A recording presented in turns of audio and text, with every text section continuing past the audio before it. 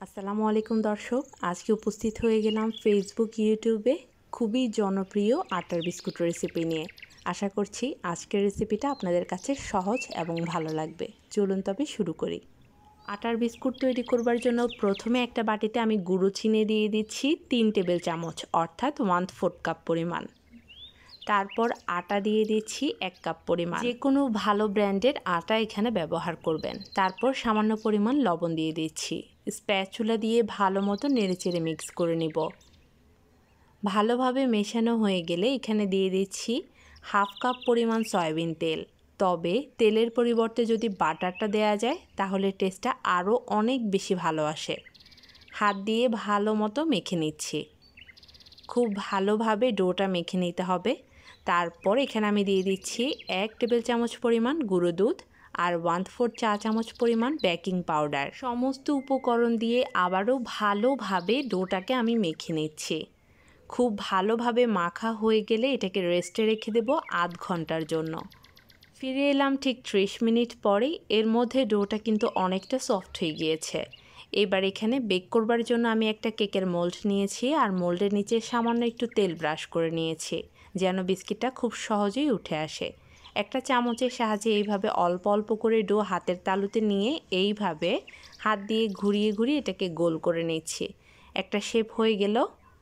তো সবগুলো বিস্কিটের শেপ আমি ঠিক এইভাবেই তৈরি করে নেব। বিস্কিটের শেপগুলো দেয়া হয়ে গেলে সব শেষে আমি এইভাবে একটু চামচ দিয়ে চাপ দিয়ে দিচ্ছি।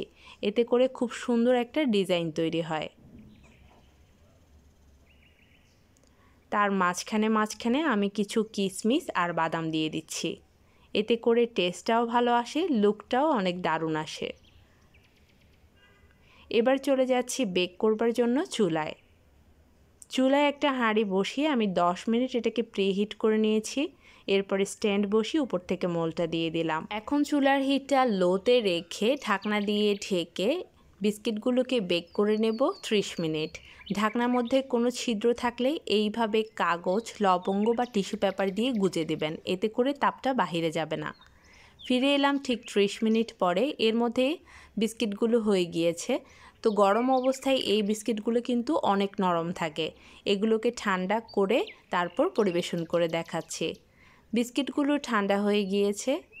ঠান্ডা হওয়ার পরে এই বিস্কিটগুলো অনেক বেশি ক্রিস্পি হয়ে যায়। বিস্কিটগুলোর কালারগুলো দেখতেই পাচ্ছেন, মাশাআল্লাহ করে অনেক সুন্দর এসেছে।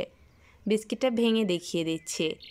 দেখুন বিস্কিটটা কতটা খাস্তা হয়েছে, কতটা মুচমুচে। এইভাবে একবার তৈরি করে দেখলে তাহলে আর বাজারের বিস্কুট আপনাদের কিনতেই মন চাইবে না। আশা করছি আজকের রেসিপিটা আপনাদের কাছে ভালো লেগেছে। সহজভাবেই দেখানোর চেষ্টা করেছি। তাহলে আজ এই পর্যন্তই। সবাই খুব ভালো থাকেন, সুস্থ থাকেন। আমার আর আমার পরিবারের জন্য দোয়া করবেন। আল্লাহ হাফেজ।